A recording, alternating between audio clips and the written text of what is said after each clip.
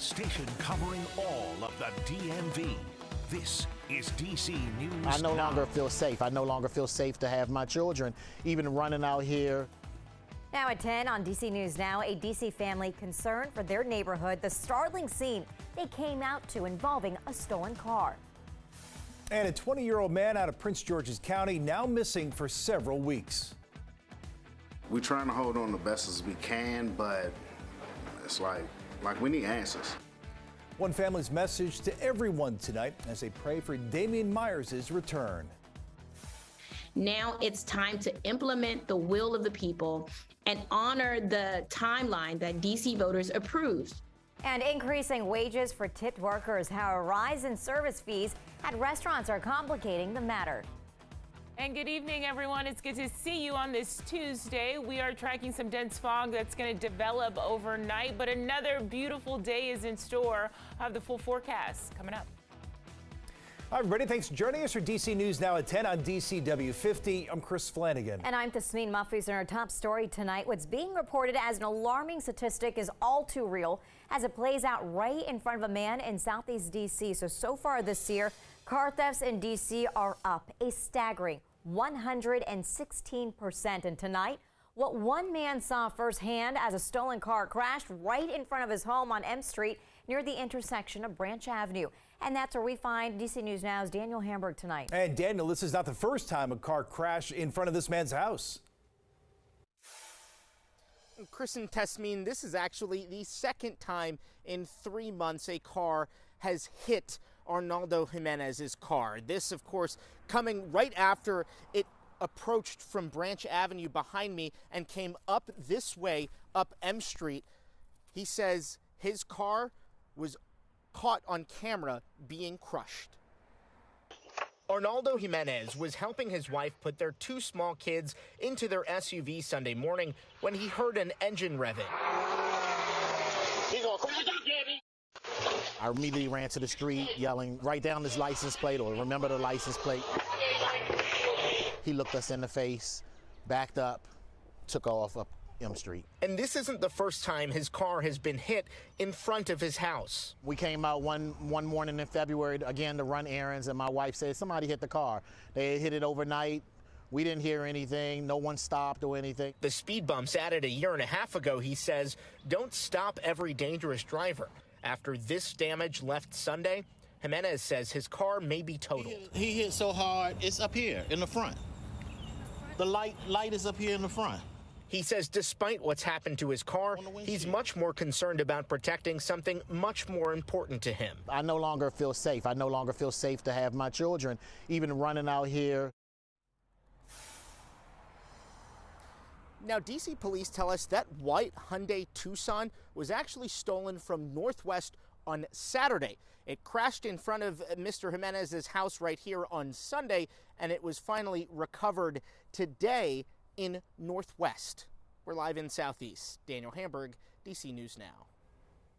All right, now new details. Tonight has now been more than a month since 20-year-old Damian Myers went missing. His family is beginning to lose hope with each passing day. Yeah, our Marisa Say sat down with his family in Fort Washington, Maryland to learn how they're trying to stay positive during this very difficult time. 20-year-old Damian Myers was last seen at this Silver Diner here in Waldorf. He told his grandfather he was going to get some food with his friends, and now more than 30 days later, his family still hasn't heard from him, and they're desperate for answers. Trying to stay hopeful, but it's hard, you know.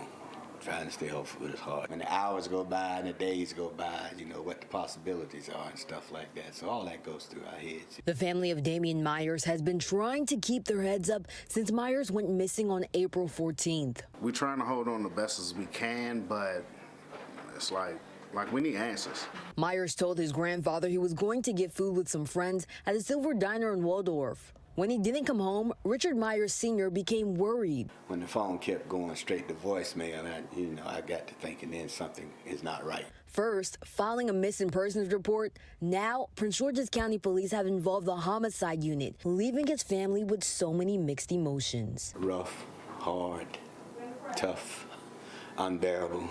It don't make me feel good. You know, it went from a missing person, now the homicide unit is involved. Yeah, it's not good. His father's message to every parent right now: I just love when your kids, make sure that they're okay.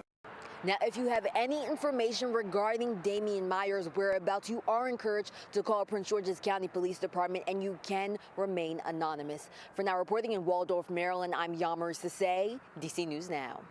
Emery, thank you. And developing tonight, a federal appeals court ruling Thomas Jefferson High School in Fairfax County does not discriminate against Asian Americans. Yeah, a group of parents sued the school board over changes made to the admissions process in 2020.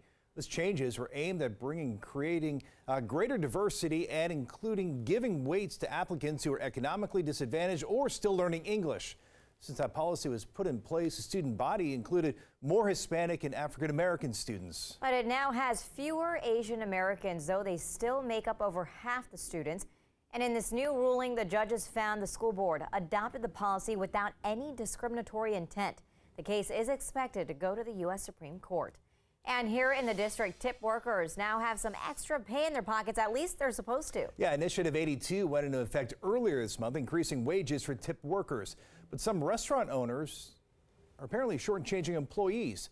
Our Mariel Carbone is following the story for us and is in DuPont Circle tonight and joins us there live. Yeah, Mariel, some supporters say businesses are adding a service charge to every bill instead of paying their employees a new minimum wage.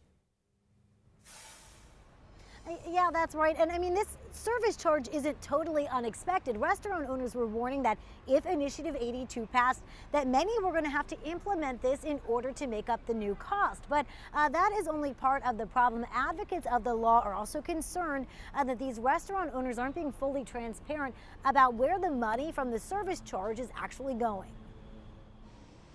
For frequent diners like Anissa De Silva, I would say at least once or twice a week. Service charges tacked on her checks are becoming more and more common. So I've actually noticed at like a couple of restaurants recently that they are just adding 20% on top of everything. For David Ballin, I did notice it once, and then there was a bit of confusion. Confusion on how much to tip, if at all. If like the tipping norms should be lower. Or exactly where that money is going. Yeah, I'm just curious about how it's split. Many restaurants announced the addition of a service charge following the passage of Initiative 82, which phases out the tipped wage and increases the minimum wage for staff like servers.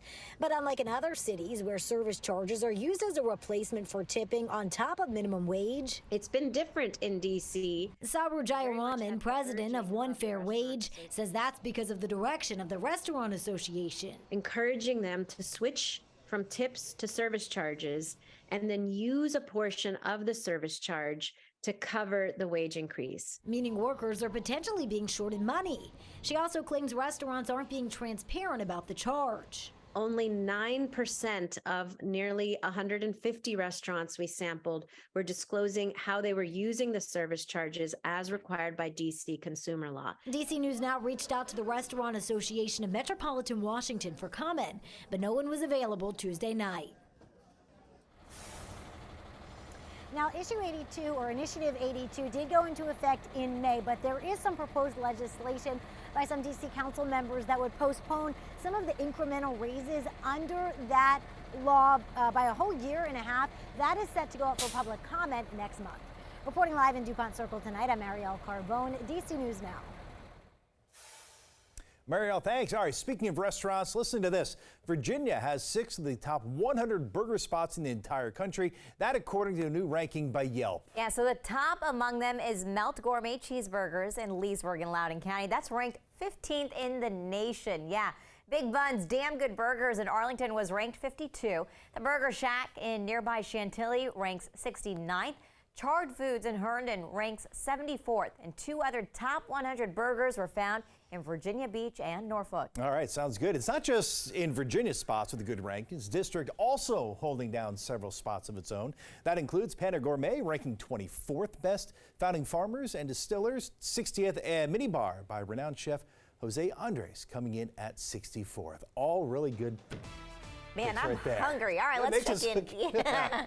Chief Meteorologist Jessica Webb. That's a good weekend for burgers. Yeah, I think barbecue, tomorrow, too. hot dog. You know, there's always that big debate: hot dog or hamburger. Both. Both. I think one of both. We're easy here. Yeah. Greedy. Yeah. Yeah, really going to see some great weather. We're on a good stretch, a nice dry stretch across the DMV. You've probably heard me talk about this next cold front. As it makes its way in, it will produce a few stray showers tomorrow. It's not widespread, and they will be very brief. Live look right now, there is a haze in the sky due to that wildfire smoke that has taken over our region, and that's going to stay in place once again as we go into the rest of your overnight. Overnight tonight, I am concerned about dense fog developing across the district, Fairfax County, Loudoun County as well, and then sections across northern Virginia. It really starts to go downhill around 3 a.m. and then going to extend until about 9 a.m. tomorrow morning. So as you're driving across I-95,